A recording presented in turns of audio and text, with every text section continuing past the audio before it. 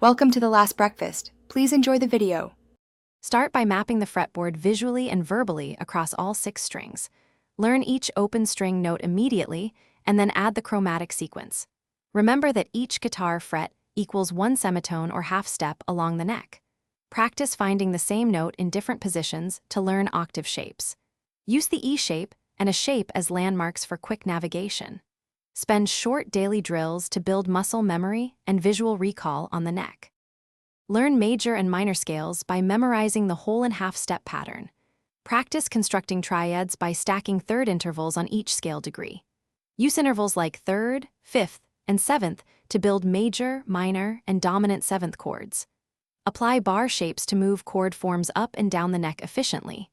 Connect scale degrees to chord functions like tonic, dominant, and subdominant for harmonic context. Drill chord scale pairings to hear how melody fits over harmony.